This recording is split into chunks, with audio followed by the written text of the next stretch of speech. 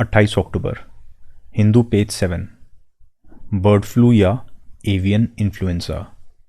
Influenza A B C D अलग अलग तरह का होता है, तो बर्ड फ्लू इन्फ्लुएंजा ए से होता है। ये जनरली बर्ड्स में होता है, बर्ड्स या पोल्ट्री में, कभी कभी बाकी एनिमल्स में भी पाया गया है।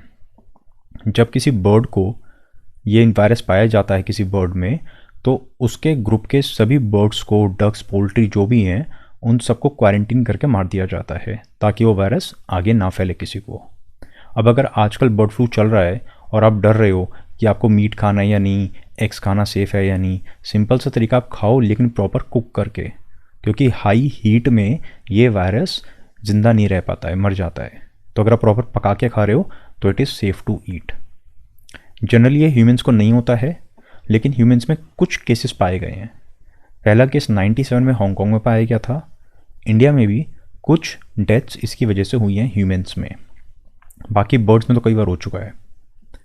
आज तक इसकी वजह से, बर्ड फ्लू की वजह से कभी कोई पैंडेमिक नहीं हुआ है, लेकिन साइंटिस्ट को ऐसा लगता है कि इसका एक वेरिएंट है बर्ड फ्लू का, H5N1। H5N1 की वजह से फ्यूचर में कभी पैंडेमिक हो सकता है, ऐसी आशंका है। H5N1, H7N9 ये कुछ पॉपुलर सब टाइप्स हैं। इनमें से H5N1 की वैक्सीन है, H7N9 की वैक्सीन नहीं है। हिंदू पेज 8। Dirty bomb. ये कोई न्यूक्लियर बॉम्ब नहीं होता है। इसके फटने से कोई बहुत बड़ा धमाका या बहुत बड़ा मशरूम क्लाउड नहीं बनता है। इसमें न्यूक्लियर फिशन या न्यूक्लियर फ्यूजन नहीं होता है। तो फिर क्या होता है? इसका सिंपल सा मतलब है किसी इलाके में रेडियो एक्टिव मटेरियल फैलाना। मान लो आपके पास बैग में कुछ रेडियो एक्टिव मटेरियल है, तो आप किसी इलाके में उसको फैला दो। अब फैलाने के बहुत सारे तरीके हो सकते हैं। एक तरीका ये है कि एक छोटा सा कुछ बम लगा दिया मटेरियल के साथ में, और वो बम जब फटेगा, छोटा सा होगा, तो आसपास की हवा में रेडियो एक्टिविटी फैल जाएगी। लोगों को पता भी नहीं चलेगा क्योंकि धमाका बहुत ही छोटा सा था। रेडियो एक्टिविटी की कोई स्मेल तो होती नहीं है कि लोगों को पता चल जाए। वो तो धीरे धीरे उस इलाके में रेडियो एक्टिविटी के इम्पैक्ट आने लगेंगे, लोग बीमार पड़ने लगेंगे। फिर पता चलेगा कि अच्छा यहाँ पे डर्टी बॉम्ब का इस्तेमाल हुआ था शायद। तो इसका मेन मकसद होता है किसी इलाके में रेडियो एक्टिविटी इतनी फैला देना कि वहाँ पे अब कोई और ना जाए। इसको बनाना ऑब्वियसली काफ़ी आसान होता है, क्योंकि इसके लिए आपको कोई यूरेनियम एनरिचमेंट वगैरह करने की ज़रूरत नहीं होती है। बस रेडियो एक्टिव मटेरियल लो और उसको फैला दो। आज तक इसका कभी इस्तेमाल नहीं किया गया है। हालांकि रूस ऐसा कह रहा है कि यूक्रेन इसको यूज़ कर सकता है, वो अलग ही केस है, ठीक है, लेकिन अभी तक इसका यूज़ नहीं किया गया है, इसकी सिर्फ टेस्टिंग करी गई है। Hindu page 14। GM mustard. Recently GEAC ने GM मस्टर्ड के कमर्शियल यूज़ की परमिशन दे दी है। GEAC यानी कि जेनेटिक इंजीनियरिंग अप्रेजल कमेटी, ये स्टैट्यूटरी बॉडी है अंडर मिनिस्ट्री ऑफ एनवायरनमेंट। इसे एनवायरनमेंट प्रोटेक्शन एक्ट 1986 के अंडर बनाया गया था। अगर आपको इंडिया में कोई जेनेटिकली मॉडिफाइड क्रॉप्स उगानी हैं तो उसके लिए GEAC से परमिशन चाहिए होती है। इंडिया में कौन कौन सी चीज़ें हैं जो जेनेटिकली मॉडिफाइड हैं एंड कमर्शियली उगाई जाती हैं? सबसे पहले BT कॉटन। इंडिया में जितना कॉटन उगता है उसमें से लगभग 95% BT कॉटन है, यानी कि जेनेटिकली मॉडिफाइड कॉटन है। 2009 में सरकार ने BT ब्रिंजल को भी कमर्शियली उगाने की अनुमति दे दी थी, लेकिन उसका काफ़ी विरोध हुआ एंड फिर सरकार ने उस पर रोक लगा दी। ऐसे ही 2017 में भी DMH यानी कि धारा mustard hybrid, genetically modified hybrid का ही एक रूप है, इसको उगाने की सरकार ने परमिशन दे दी थी, लेकिन कुछ इसके साइड इफ़ेक्ट देखे गए थे तो अप्रूवल पे फिर रोक लगा दी गई थी। अब फिर से GEAC ने इसको अप्रूवल दे दी है। GM क्रॉप्स हमने मेंस पर्सपेक्टिव से क्लास 12 में और प्रीलिम्स पर्सपेक्टिव से साइंस की फर्स्ट क्लास में डिस्कस किया था। पेज 11 पे दिया हुआ क्विज। अकबर ने कौन सा रिलीजन स्टार्ट किया था? दीन इलाही। कौन सा टैक्स एबॉलिश किया था? जजिया। कौन सा मिलिट्री सिस्टम इंट्रोड्यूस किया था? मनसबदारी। हेमू के साथ कौन सी लड़ाई हुई थी? Second battle of Panipat. Humayun और अकबर के टाइम कमांडर इन चीफ कौन था? बैरम खान। अकबर के टाइम 1571 से 1585 के बीच में मुग़ल कैपिटल कौन सी थी? फतेहपुर सिकरी। ये एक यूनेस्को वर्ल्ड हेरिटेज साइट भी है। अकबर की चौथी बीवी कौन सी थी जो जहांगीर की माँ थी? जोधाबाई, जिनको हरकाबाई या मरियम उज़ ज़मानी नाम से भी जाना जाता है। अकबरनामा अबुल फजल ने लिखी थी। 29 अक्टूबर। हिंदू पेज 8। हाटी ट्राइब हिमाचल प्रदेश में है। यूनियन कैबिनेट ने मंजूरी दे दी है कि बहुत जल्द इन्हें शेड्यूल्ड ट्राइब का स्टेटस दे दिया जाएगा। हिंदू पेज 10। ट्यूबरकुलोसिस ये वायरस से नहीं होता है, बैक्टीरिया से होता है। Mycobacterium tuberculosis. इसकी वैक्सीन है BCG जो छोटे बच्चों को दी जाती है। अगर TB हो जाए तो उसका टोटली फ्री इलाज होता है सरकारी डॉट्स सेंटर में। हर साल ग्लोबली 1 करोड़ और इंडिया में करीब 20-21 लाख नए TB के केसेस पाए जाते हैं।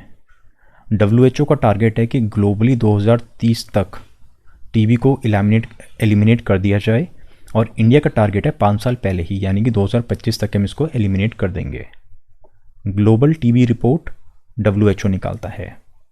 निक्षय पोषण योजना और प्रधानमंत्री मुक्त भारत योजना ये दोनों ही TB के मरीज को पोषण देने के लिए हैं, यानी कि न्यूट्रिशन सपोर्ट के लिए हैं।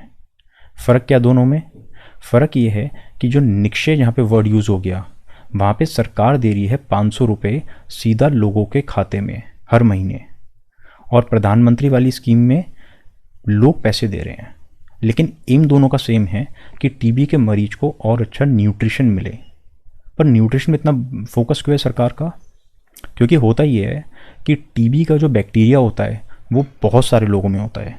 ऐसा माना जाता है कि शायद मेरे ख्याल से सभी में होता है, ठीक है ना, शायद ही कोई इसमें ना हो। लेकिन वो इतना वीक होता है कि वो कुछ नहीं कर पाता, किसको पता भी नहीं चलता कि आपकी बॉडी में है ऐसा बैक्टीरिया। हमारी बॉडी में बहुत सारे बैक्टीरियाज होते हैं, ये भी होता है। लेकिन जब कोई बंदा ठीक से न्यूट्रिशन नहीं लेता है तो उसकी इम्यूनिटी बहुत वीक हो जाती है, और जब उसकी इम्यूनिटी वीक हो जाती है तब ये TB का बैक्टीरिया उस पर हावी हो जाता है और फिर हम कहते हैं इस बंदे को अब TB हो गया है। तो इसलिए TB के मरीज को न्यूट्रिशन अच्छा मिले, ये बहुत ज़रूरी है। हिंदू पेज 10। देश की इकोनॉमिक ग्रोथ फिर से पहले की तरह तेज हो जाए, उसके लिए हमें करेंसी नोट्स पे भगवान की फ़ोटो लगा देनी चाहिए। ऐसे कुछ सुझाव आ रहे हैं, बट UPSC ये सब नहीं पूछेगा। UPSC ये पूछ सकता है कि अभी जो नोट हैं उनके पीछे किसकी फ़ोटो है। जैसे 5 रुपये के नोट के पीछे ट्रैक्टर की फ़ोटो, 10 रुपये के नोट के पीछे कोणार्क सन टेम्पल उड़ीसा का, 20 रुपये का नोट महाराष्ट्र की एलोरा केव्स, 50 रुपये का नोट कर्नाटका के हम्पी का स्टोन चैरियट, 100 रुपये का नोट रानी की वाव गुजरात, 200 रुपये का नोट सांची स्तूपा मध्य प्रदेश, 500 रुपये का नोट दिल्ली का लाल किला, 2000 रुपये का नोट मंगलयान। आपने नोटिस किया 5 रुपये के नोट को छोड़ के बाकी सबके पीछे, नोट के पीछे स्वच्छ भारत मिशन की भी फ़ोटो है। तो 5 रुपये के नोट के पीछे क्यों नहीं है? क्योंकि 5 रुपये का नोट लास्ट टाइम 2009 में इशू हुआ था, और जो बाकी सारे नोट्स हैं ये 2016-17 के बाद आए हैं।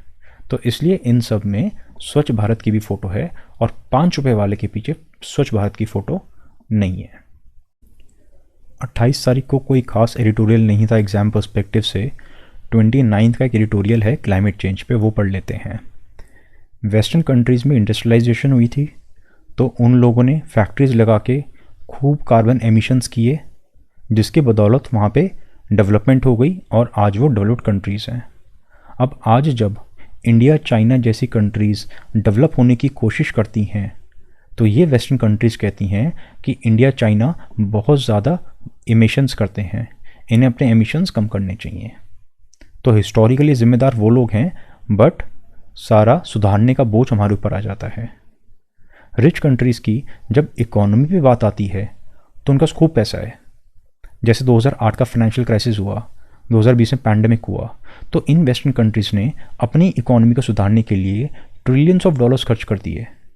और जब बात आती है कि क्लाइमेट चेंज से लड़ना है, डेवलपिंग कंट्रीज़ को टेक्नोलॉजी ट्रांसफ़र कर दो या फाइनेंस कर दो चीज़ें, तो फिर ये लोग पीछे हट जाते हैं, कहते हैं हमारे पास पैसे नहीं है। क्या इसका ये मतलब है कि इंडिया चाइना को कुछ नहीं करना चाहिए? बिल्कुल करना चाहिए। हमें अपनी इकोनॉमी को डीकार्बनाइज करने की ज़रूरत है, इसमें कोई शक नहीं है। लेकिन ये बात भी सच है कि हम मजबूर हैं फॉसिल फ्यूल्स का यूज़ करने के लिए। क्यों? क्योंकि हम रातों रात रिन्यूएबल एनर्जी पर ट्रांसफ़र नहीं कर सकते हैं अपने आप को। रातों रात पूरे देश में सोलर पैनल्स नहीं लगा सकते हैं। उसका रीज़न है कि रिन्यूएबल एनर्जी अनरिलायबल है। सोलर पावर प्लांट लगा हुआ है, लेकिन मॉनसून आ गया, बादल ही बादल हैं, वर्क ही नहीं करेगा, हवा नहीं चल रही कुछ दिनों तक, तो फिर बिजली कहाँ से आएगी? विंड टर्बाइन से।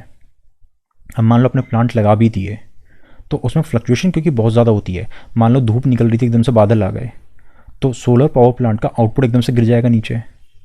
तो अगर आप इस तरह के सोलर पावर प्लांट्स को हमारी ट्रांसमिशन ग्रिड से इंटीग्रेट करोगे तो ग्रिड फेल हो जाएगी, है ना।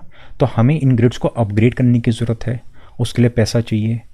लेकिन हमारे डिस्कॉम्स की फाइनेंशियल कंडीशन पहले से बहुत बेकार है, वो इनको अपग्रेड कहाँ से करेंगी? तो इसलिए फॉसिल फ्यूल्स को ख़त्म कर दो, यूज़ मत करो, कहना आसान है, लेकिन इनसे ट्रांसफ़र करना बहुत ही मुश्किल है। तो हम क्या कर सकते हैं? कम से कम हमें सब्सिडी नहीं देनी चाहिए। पेट्रोल, डीजल, कुछ कंट्रीज़ इन चीज़ों पे आज भी सब्सिडी देती है, हमें सब्सिडी नहीं देनी चाहिए। जो भी पोल्यूटिंग सोर्स है उस पर कार्बन टैक्स लगाना चाहिए। एंड अमीर देशों को एंड वर्ल्ड बैंक जैसे मल्टीलेटरल बैंक्स को प्रेशराइज करना चाहिए कि वो डेवलपिंग कंट्रीज़ को और पैसा दें।